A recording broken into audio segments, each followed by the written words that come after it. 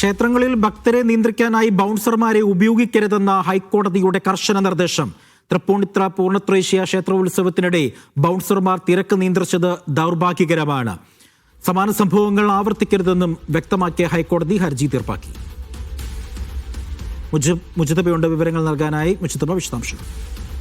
അതെ, ഈ തൃപ്പൂണിത്തുറ പൂർണ്ണത്രയീശ ക്ഷേത്രോത്സവത്തിനോടനുബന്ധിച്ച് തിരക്ക് നിയന്ത്രിക്കാൻ ബൗൺസർമാരെ നിയോഗിച്ചത് ചിത്രങ്ങൾ സഹിതം ഹൈക്കോടതിക്ക് മുന്നിൽ ദേവസ്വം ബെഞ്ചിന് മുന്നിൽ ഒരു പെറ്റീഷൻ വന്നിരുന്നു. കഴിഞ്ഞ തവണ അതുമായി ബന്ധപ്പെട്ട് ദേവസ്വം ബോർഡിനോട് ഉൾപ്പെടെ ഹൈക്കോടതി വിശദീകരണം തേടുകയും ചെയ്തിരുന്നു. ഇന്ന് ആ ഹർജി തീർപ്പാക്കിയിരിക്കുകയാണ്. പ്രത്യേകിച്ച് അവിടെ ആ സമയത്ത് അങ്ങനെ വലിയ ഒരുക്കങ്ങളും അതോടൊപ്പം തന്നെ ആളുകളെ വലിയ തിരക്ക് നിയന്ത്രിക്കാനും ഒക്കെ അത്തരം ചില ആളുകൾ വേണമായിരുന്നു എന്നതുൾപ്പെടെയുള്ള കാര്യങ്ങൾ ക്ഷേത്രം ഭാരവാഹികൾ ഉൾപ്പെടെ കോടതിയെ അറിയിക്കുകയും ചെയ്തു. പക്ഷെ കോടതി ഒരു കാര്യം പറഞ്ഞത്, എന്തായാലും ആ ടീഷർട്ടിലെങ്കിലും ബൗൺസർമാർ എഴുതി എന്നൊക്കെ എഴുതി വന്നത് അത് അങ്ങേയറ്റം ദൗർഭാഗ്യകരമാണ്. അങ്ങനെ മേലിൽ ആവർത്തിക്കരുത് എന്നൊരു മുന്നറിയിപ്പ് കൂടി കോടതി നൽകുന്നുണ്ട്. ഈ തൃപ്പൂണിത്തുറ ക്ഷേത്രത്തിന് മാത്രമല്ല, ക്ഷേത്രങ്ങളിൽ ഒരു കാരണവശാലും ഇങ്ങനെ എത്ര തിരക്കുണ്ടെങ്കിലും അങ്ങനെ ബൗൺസർമാരെ നിയോഗിച്ച് ഭക്തരെ നിയന്ത്രിക്കേണ്ട ആവശ്യമില്ല എന്ന് കോടതി കർശനമായ നിർദ്ദേശം നൽകുകയാണ്. എന്തായാലും ഈ ഹർജി തീർപ്പാക്കിയിരിക്കുന്നു.